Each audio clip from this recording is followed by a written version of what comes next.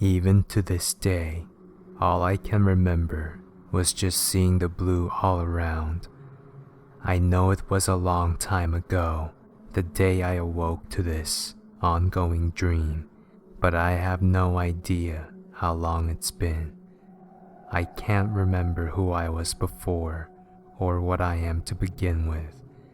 I think I have a voice, but no idea of what to say. This place is a forest, a tree-surrounded land that has no end. No living creatures, nothing except me, but I wonder if I'm even alive myself. Ever since the first moment I opened my eyes, there was the breeze that seems to go right through you in a cold, fast path to the north. There is no moon, no stars, and only a colorless sky.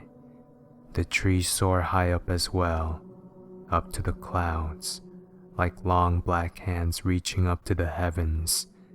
But the thing that remains the most important to me are these strange, glowing circles floating in the air, up and down, all around me. They illuminate their path with a vibrant blue, which covers all the forest with the same color. I'm not quite sure whether I'm the air, a tree, or one of those circles. I decided it didn't matter. Nothing spoke and nothing ever changes about their light. Here, it's always nighttime. I once tried to find a way out, but there seems to be no end. I don't know the time, nor the day, or even if time exists in this place at all. I'm never hungry. I never thirst, and I have no need to sleep. Perhaps I'll be here always, but I have a feeling there is no life I can go back to anyway. But that's fine. The circles are my friends. Sometimes I hold one in my hands and I feel a tingling warmth. They also sometimes emit a small humming sound. I like it. It's smooth and flowing, just like the blue light, unearthly and angelic. I don't know where I am or what they are, but I feel it doesn't matter anyway. I never feel anything at all, so inconvenience never comes to me. The ongoing night keeps going on, and I simply remain the one soul that lies in this blue wood.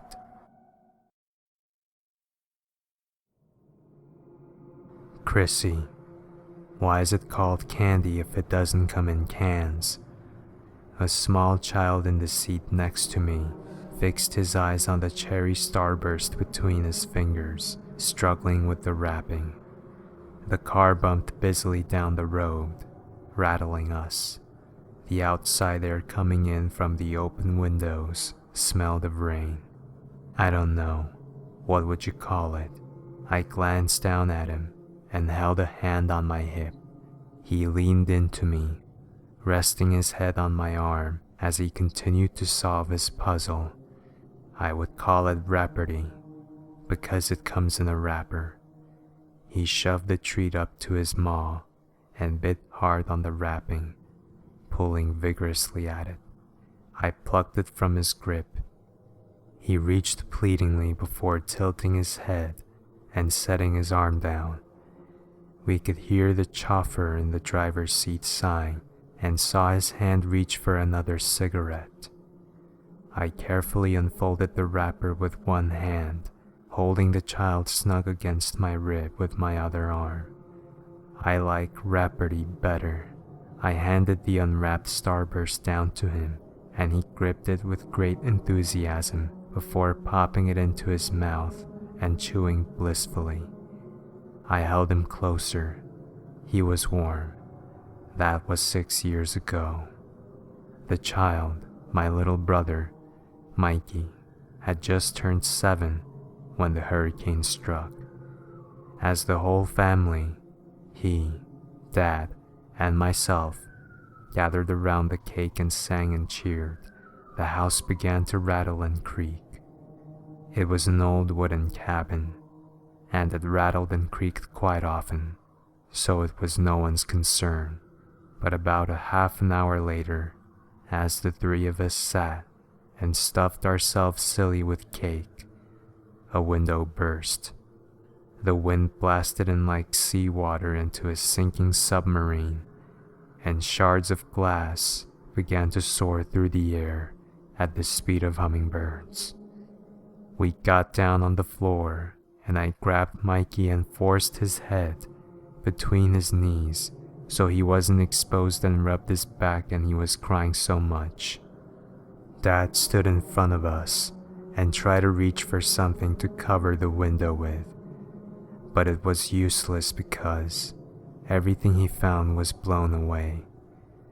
I couldn't duck and cover because I had to help Mikey, so a bunch of glass flew in front of my face, and I think I got a little bit cut, but I was okay.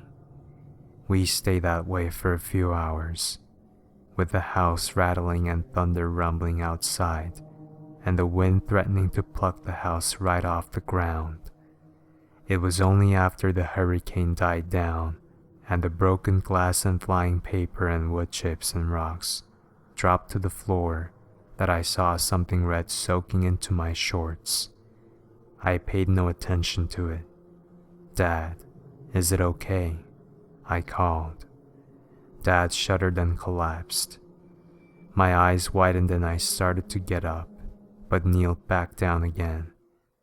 "Hey, are you okay?" I whispered. "Little buddy, you can get up now. It's over." Mikey wasn't moving. I reached under his chest and tugged, and to my surprise, he gave way. I lifted him up by his shoulders. It seemed he had fallen asleep. My gaze traveled down to his belly, soaked in fresh blood. Embedded deep into his gut and chest were several long, thick shards of broken glass. I don't know where they buried Dad, but I still visit Mikey's grave every day. Every day at 7 o'clock in the morning to say good morning, and at 8 o'clock at night to say good night. It's a very normal grave, made of concrete, slapped with some stupid platitude. There are some wilted sunflowers in the baby blue vase I put there once. Sunflowers were his favorite. One day, as I was leaving the graveyard, I heard footsteps behind me. I stopped in my tracks, and the footsteps stopped too. I turned around just in time to see a panicked teenage boy rushing behind the hedges so fast he could barely keep his fancy headset on. He looked to be about 13 or 14 years old, but I couldn't quite tell because I only caught sight of his back. I shrugged it off and continued on my way to the school bus. I sat down on the weird rubber seat, and the bus started to whir and move. I thought I was the last one to board. Wait. I heard someone calling outside. The bus paused to let the someone on before continuing. The teenage boy from the graveyard wiped sweat from his forehead and strode down the middle aisle whistling "Happy Birthday" to himself and occasionally adjusting his headphones until he arrived at my row. "Can I sit here?" I nodded. He sat next to me and smiled. I said nothing. The bus continued, bumping along toward the school, up and down hills, past trees. The boy began to lean against me. I withdrew somewhat and fidgeted. I sat through a few boring classes and ate my peanut butter sandwich for lunch. At break, I tossed a basketball against the wall by myself. It bounced and bounced between the painted side of the building and the gravel. I missed a shot, and I thought I saw the shadow of someone else, ready to bounce the ball back to me, but it just rolled away. I saw the boy again, staring at me from up on the track field. He waved. I blinked a few times, Hey. He leaped down from the field and skipped toward me, picking up the ball on his way. With a graceful spin, he served the ball at full speed toward the wall. It bounced toward me. I caught it and idly dribbled dumbfounded. Hey, come on. The boy stood rattling with energy in ready position. Toss the ball. I dribbled a bit longer before serving the ball. It struck the wall and bounced back toward the boy, who slapped it back. I kicked. He headbutted. We kept it up for at least 5 minutes, and it got to the point where the ball didn't even touch the ground. I've got you now. I turned my head toward my opponent to flaunt my conceit. When I turned, there was no one there. My serve bounced off the wall and rolled aimlessly along the gravel. He sat next to me again on the ride home. I had never seen him in the neighborhood before, but if he was headed there, he probably lived there, because it was not the kind of neighborhood one would simply visit. Perhaps he had just recently moved in. He began to lean on me again. His skin was cold and clammy, but for some reason, it felt kind of nice. Hey, he tugged at my sleeve. I looked down at him, puzzled, and said nothing. He slipped his headphones down around his neck and stared up into my face pleadingly. I'm hungry. I raised an eyebrow. If he was hungry, perhaps he should have brought a snack. It was by no means my problem. As the bus continued down the road, he tugged at my sleeve again. I looked down. Do you have any food? I stared in disbelief before flusteredly rummaging through my backpack. I found a cheese stick that had been sitting between 2 of my books and offered it to him. He recoiled slightly, but took it and sort of nibbled at it. That night, as I returned to Mikey's grave to say goodnight, I saw that the sunflower in the vase was somehow no longer wilted. I looked down at the dirt beneath my feet, where my brother had been buried, and saw a discarded, unplugged headset. I could hear faint music emanating from it. I picked up the headset and listened closely. Happy birthday to you. Happy birthday to you. Happy birthday, dear Mikey. Beside the headset in the dirt were 2 teenage-sized handprints. I sank to my knees. I never forgot you.